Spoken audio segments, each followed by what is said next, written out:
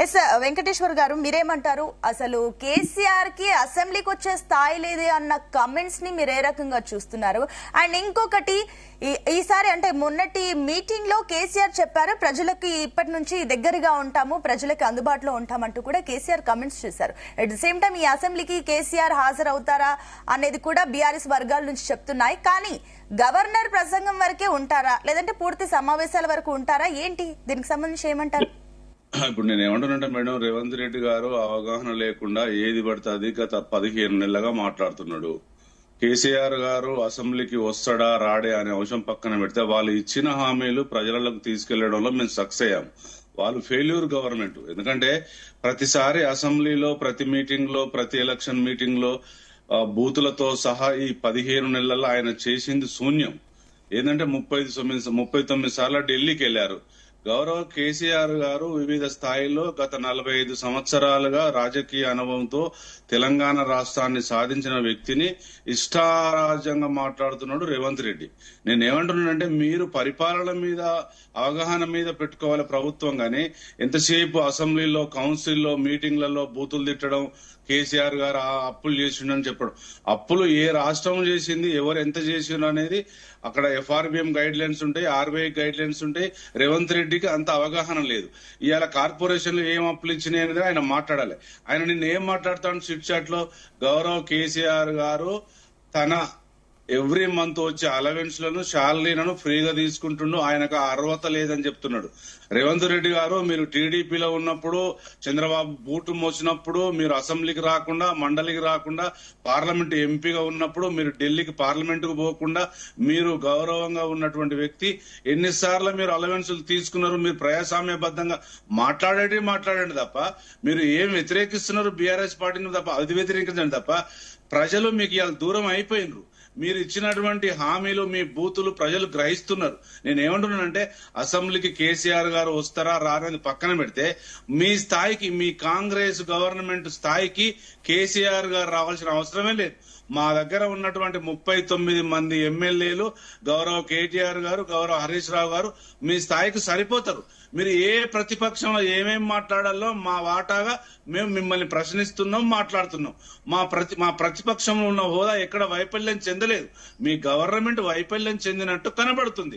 మీ ఇష్టారాజ్యంగా మాట్లాడడం అది మీకు, మీ వక్ర బుద్ధికే చెల్లుతుంది తప్ప ఇక్కడ మీరు ఏం మాట్లాడింది గత 15 నెలలుగా ప్రజలు గ్రహిస్తున్నారు. మీరు ఎన్టీ రామారావు గారిని అన్నగా పిలిచిర్రు, ఇందిరాగాంధీ గారిని అమ్మగా పిలిచిర్రు, నన్ను ఒక అన్నగా పిలుస్తున్నాడు. నిన్ను అన్నగా పిలవట్లే, నిన్ను పరాయ అన్నగా, తెలంగాణ వ్యతిరేకగా పిలుస్తున్నారు. ఏ జిల్లాకు పోయిన 33 జిల్లాలలో బూతులతో సహా మీది ప్రతిదీ సోషల్ మీడియాలో కనిపిస్తుంది. మీ వైఫల్యం కొట్టొచ్చినట్టు కనిపిస్తుంది. ఇలా మీరు రాహుల్ గాంధీ గారికి దగ్గరైనరు, మల్లికార్జున గారికి దూరం అయినరు. మీరు ఒక ఎమ్మెల్యేకు తక్కువ, ముఖ్యమంత్రికి ఎక్కువ మాట్లాడుతున్నారు. మీ స్థాయికి తగ్గట్టుగా మాట్లాడితే ప్రజలు గ్రహిస్తారు. మీ అనుభవం ఏముందో, మీకు ఒక మంత్రి చేసిన అనుభవం లేదు. మీ ఆలోచన విధానాన్ని తెలంగాణ ప్రజలు, బీఆర్ఎస్ పార్టీ, అటు బీజేపీ కూడా ఎక్కడికక్కడ మాట్లాడుతుంది. మీరు ప్రత్యేకం కేసీఆర్ గారి మీద, కేటీఆర్ గారి మీద, హరీష్ రావు మీద మీ దాడి ఏది ఉందో ప్రజలు గ్రహిస్తున్నారు. మీకు తగిన సమయంలో, తగిన రీతిలో బుద్ధి చెప్తారు. మొన్నటికి మొన్న మీరు ఎమ్మెల్సీ ఎలక్షన్ లో మీరు బీజేపీకి సపోర్ట్ చేసి గెలిపించారు. దానికి అనుగుణంగా మీకు నిజాయితీ ఉంటే మీ ముఖ్యమంత్రి పదవికి రాజీనామా చేసి మీరు మాట్లాడాలి. మొన్నటికి మొన్న బీసీ కులగణన మీద 35 లక్షల మందిని తక్కువ చూపిస్తూ 25 లక్షల మంది బీసీలు చనిపోయారన్నారు. అసెంబ్లీలో మాట్లాడారు. మీరేమైనా మాట్లాడుతుంది మీకు గుర్తుకుంటుందా రేవంత్ రెడ్డి గారు? మీరేమైనా మాట్లాడేది మీకు అనుభవం ఉందా? మీరు మాట్లాడేది ప్రజలు గ్రహిస్తున్నారు కదా. మీరే చెప్తున్నారు, నా సీటుకు గౌరవ మంత్రులు వాళ్ళు కూర్చోవాలని చూస్తున్నారు, వాళ్ళు పని చేయడం లేదు, వాళ్ళు ముఖ్యమంత్రి పదవులు ఎప్పుడు కూర్చోవాలని వాళ్ళు ఆలోచన చేస్తున్నారంటే, అంటే మీ వైఫల్యం కొట్టొచ్చినట్టు కనిపిస్తుంది. మీ వైఫల్యం కొట్టొచ్చినట్టు బీసీ కులగణలో కనపడుతుంది. మీ వైఫల్యం హైడ్రాలో, మోసీలో కనపడుతుంది. మొన్నటికి మొన్న హైకోర్టులో ఏం చెప్పింది?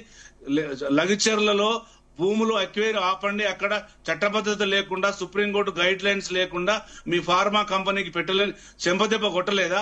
అది బీఆర్ఎస్ పోరాటం కాదా? మీ అల్లుడు సత్యనారాయణ రెడ్డి కోసం, మీ సత్యనారాయణ రెడ్డి సౌహృదయ ఫార్మా కోసం అక్కడ తీసుకొచ్చినటువంటి ఫార్మా కంపెనీని ఇలా హైకోర్టు బీఆర్ఎస్ పార్టీ వ్యతిరేకించి అది మా విజయం. మీరు ఏమంటుంటే బీఆర్ఎస్ పార్టీ విజయంగా మేము భావిస్తాం. ప్రజలకు దగ్గరగా ఉండి మీరు చేయాల్సిన ఆలోచన చేయకుండా మీ ఇష్టారీతిలో మీ పరిపాలన సాగుతుంటే ప్రజలు గ్రహిస్తున్నారు, ప్రజాస్వామ్యవాదులు గ్రహిస్తున్నారు, ఇక్కడ బ్యూరోక్రాట్స్ గ్రహిస్తున్నారు, అందరు గ్రహిస్తున్నారు. నేనేమంటున్నానంటే మీ ఆలోచనే బాగలేదు, మీ గవర్నమెంట్ యొక్క ఆలోచనే బాగలేదు, మీ కాంగ్రెస్ పార్టీ ఆలోచనే బాగలేదు, మీ స్కీములే బాగలేదు, మీ రైతు రుణమాఫీ బాగలేదు. మీరు కేసీఆర్ విమర్శించేది మీ స్థాయి. తెలంగాణ ఉద్యమం నడుతున్నప్పుడు తుపాకులు పట్టుకొని ఎక్కడికి వెళ్ళిపోయినా ఇవాళ మొత్తం తెలంగాణ ప్రజలు గ్రహిస్తున్నారు. నీకు ఎలక్షన్ పెట్టే ధైర్యం లేక పారిపోయినావు నువ్వు.